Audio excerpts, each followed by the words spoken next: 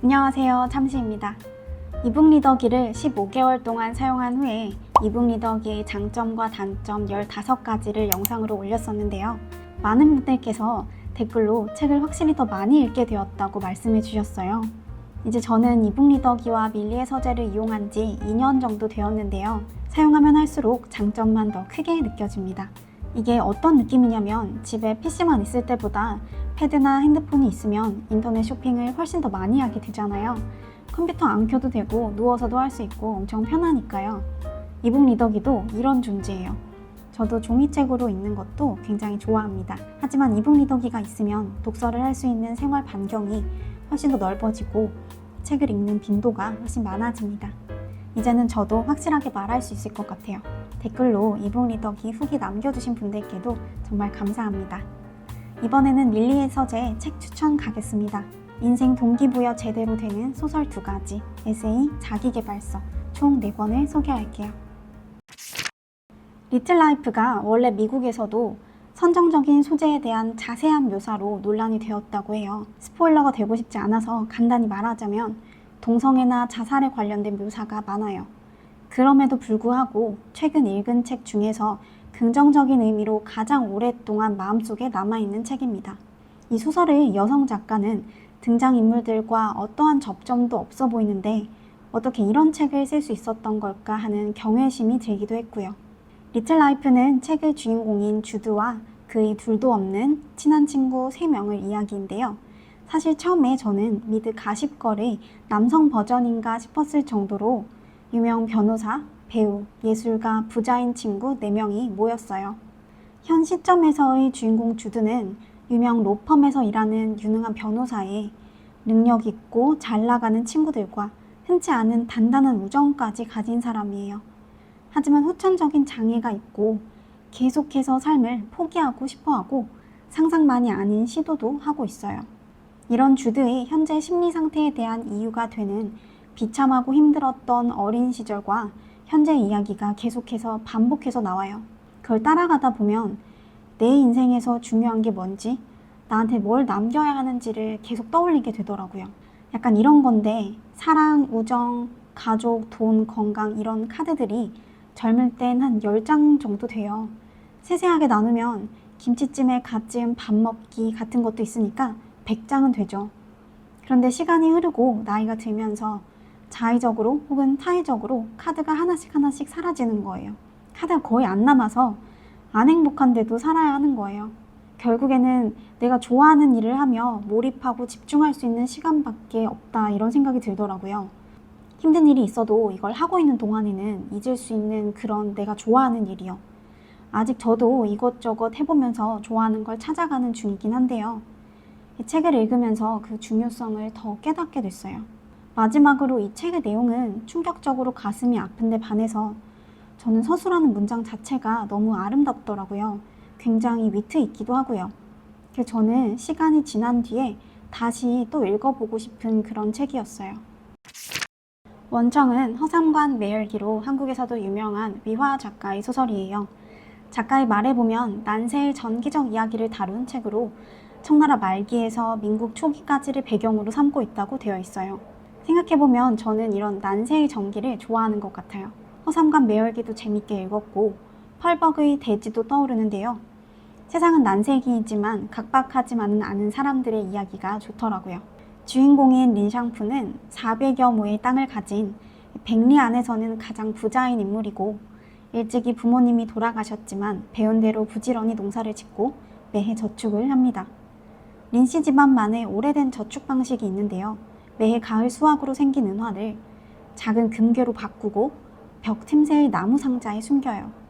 린샹푸가 24살이 되었을 때 한 오누이가 집 앞에 찾아와서 마차가 망가져서 더 이상 갈 수가 없게 되었으니까 하룻밤만 재워달라고 부탁을 합니다. 린샹푸가 오누이 중 여동생인 샤오메이에게 한눈에 반하기 때문에 오빠인 아창은 곧 떠나고 샤오메이는 린샹푸의 집에서 같이 살게 돼요. 근데 어느 날 갑자기 샤오메이가 조상 대대로 모아온 금괴를 절반이나 가지고 튑니다. 얼마 후에 아이를 가진 걸 알고 샤오메이가 다시 돌아오긴 하지만 사라진 재산은 어디에 썼는지 말도 하지 않고 가져오지도 않았어요. 린샹푸는 이제 태어날 아이도 있고 자기 금괴를 전부 안 가져간 게 어디냐며 용서하고 같이 살거든요.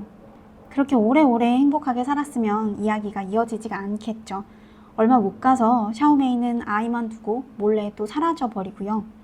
린샹푸는 언뜻 들었던 그 남매의 고향이라는 원청을 찾아서 그리고 샤오메이를 찾기 위해 떠납니다. 이 소설은 딸을 데리고 고향을 떠나 다시는 고향에 돌아오지 못하는 아버지 린샹푸의 일생을 그리고 있어요. 리화의 소설을 읽으신 분들은 아실 거예요. 작가는 항상 난세기를 그리고 있고 그 난세기를 묵묵히 살아가는 평범한 사람들의 이야기를 쓰잖아요. 그런데 저는 리화의 소설을 읽으면 힘들고 어렵다는 생각보다는 따뜻하다는 느낌이 먼저 들더라고요. 무엇보다 재밌고요. 소설의 마지막 부분에 이런 말이 나와요. 린샹푸가 처음 집을 떠나면서 자기의 집에서 일하던 텐다에게 모든 걸 맡기고 나오는데요. 이 텐다가 또 도련님이 걱정이 되어서 찾아 나서거든요. 그리고 서로 만나게 되었을 때 텐다가 이렇게 말해요. 도련님, 집을 나설 땐 집신이 5켤레가 있었는데 4켤레가 닳고 마지막 1켤레만 남았습니다. 그런데도 왠지 마지막 집신은 함부로 신을 수가 없었어요. 이렇게 5켤레의 집신이 다 달아가듯이 평탄하지만은 않은 등장인물들의 인생을 따라가다 보면 저도 묵묵히 살아내는 힘을 받게 되는 것 같아요. 잔잔하고 따뜻하지만 가볍지 않은 소설을 찾으시는 분들께 추천합니다. 가바사와 시온이라는 정신과 의사이자 작가는 이 책에서 도파민, 노르아드레날린, 세로토닌, 멜라토닌, 아세틸콜린, 엔도르핀 이 7가지 뇌의 내 물질에 관해 설명하고 일하는 방식을 효율적으로 바꿔줄 수 있는 방법들을 소개합니다. 책을 다 읽고 나면 일의 효율뿐만 아니라 인생을 관통하는 원리를 말한다는 생각이 드는데요. 이 문장을 한번 들어보세요. 인간의 행동을 크게 나누면 2가지밖에 없다. 쾌감을 추구하거나 불쾌함을 회피하는 것이다. 어디선가 기억에 남는 광고는 2가지밖에 없다고 하더라고요. 너무 잘 만든 광고와 너무 못 만든 광고예요. 유튜브 영상을 만들 때도 제가 항상 생각하는 게 보면서 즐거움을 주거나 구독자분들이 불편하게 여기던 것을 해소시킬 수 있는 정보를 제공하자는 것이에요. 이 책에서는 인간이 쾌감 자극을 받을 때, 불쾌 자극을 받을 때 각각 어떤 뇌내 물질이 나오고 이 물질들이 기억력, 집중력, 순발력 등과 어떻게 관계되는지 풀어내고 있어요. 구체적으로 어떤 행동 습관을 가졌을 때 기억력, 집중력이 높아지는지, 수면의 질이 높아지는지, 나아가 건강하게 오래 살 수 있는지까지 제시하고 있고요. 이런 종류의 책을 읽을 때 가장 경계하는 부분이 어차피 누구나 다 아는 내용 아니야? 이런 걱정이잖아요. 사실 이 책도 무에서 유를 창조할 정도의 새로운 발명은 아니지만 구체적인 행동과 뒷받침할 과학적 설명이 있기 때문에 저는 정말 재미있게 읽었어요. 2가지만 예를 들어 드릴게요. 의욕이 나지 않을 땐 일단 시작하자 라는 말은 뇌과학적으로 올바른 동기부여 방법이에요. 왜냐하면 뇌의 측좌핵은 어느 정도의 자극이 주어졌을 때 활동을 비로소 시작하기 때문에 억지로라도 일단 시작하면 측좌핵이 흥분해서 아세틸콜린이 분비되기 때문이에요. 그래서 하고 싶어질 때 시작하겠다는 말은 영영 오지 않을 수도 있는 때라는 거죠. 2번째는 항상 새로운 일에 도전하면 뇌가 젊은 상태를 유지한다는 말도 뇌과학적으로 설명이 되는 부분인데요. 흥미로웠던 점이 평소에 다니지 않는 곳을 걷거나 눈에 들어오는 풍경이 바뀌기만 해도 시터파가 더 쉽게 나오기 때문에 일상생활에서 사소한 부분만 바꾸어도 이게 도움이 된다고 하더라고요. 좋은 습관이란 건 누구나 알지만 실천이 어렵고 또 인간은 쉽게 망각하기 때문에 이 책을 읽으면서 내 행동 습관을 한번 체크해 보는 것만으로도 저는 많은 도움이 되었다고 생각합니다. 마지막 책은 잘 될 수밖에 없는 너에게인데요. 이 책 제목이 어떻게 보면 너무 뻔해서 사실 처음에는 읽고 싶지 않은 책이었어요. 친구가 굉장히 추천을 해서 읽게 되었는데 잘 살 수 있는 방법에 대한 막연한 얘기가 아니라 굉장히 구체적인 지침서 같은 책이더라고요. 요즘 최하정 씨의 유튜브가 굉장히 잘 되잖아요. 그 이유가 여기에 딱 나와 있었어요. 어느 주제에도 대화를 재미있게 이어갈 수 있는 사람, 자신만의 색깔이 뚜렷해서 내면에서 나오는 힘이 강한 사람, 양심이 바른 사람, 그리고 삶의 경력이나 연륜이 묻어나는 각자의 소소한 리빙 센스를 갖고 있어서 자신만의 생활 속 지혜를 주변에 잘 나누어 주는 사람들이 있어 보인다. 제가 독서 노트에 써둔 문장인데 최근에 그 유튜브를 보고서 너무 딱 맞아서 깜짝 놀란 거예요. 그리고 이건 제가 해외에 나오자마자 느낀 점과도 비슷한데요. 여기서는 한국에서보다 어느 동네, 어느 아파트에 사는지, 어떤 대학을 나왔는지, 내 지인이 얼마나 괜찮은 사람인지가 중요하지가 않더라고요. 그럼에도 괜찮아 보이는 사람들이 드러나는데 생각해보니 이런 특징을 가졌더라고요.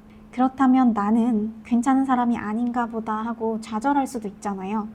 여기서 말하는 게 멋지게 나이 드는 방법이 따로 있는 게 아니다. 지금까지 해왔으면 좋았을 것들을 지금부터 하나씩 해나가면 멋지게 나이 들 수 있다. 이렇게 얘기해요. 그래서 저도 물 많이 마시기, 중국어 공부 꾸준히 하기, 시사 문제에 내 견해를 가지고 말하기, 나만의 레시피를 가지고 있기, 이런 소소한 것들을 다시 지키고 꾸준히 해나가자는 마음이 들어서 굉장히 감사한 마음이 드는 책이었습니다. 여기까지가 저희 책 추천이었고요. 또 댓글로 책 추천 남겨주시면 저도 열심히 읽어볼게요. 오늘도 영상 봐주신 모든 분들께 정말 감사드립니다. 도움이 되셨다면 구독, 좋아요도 부탁드릴게요.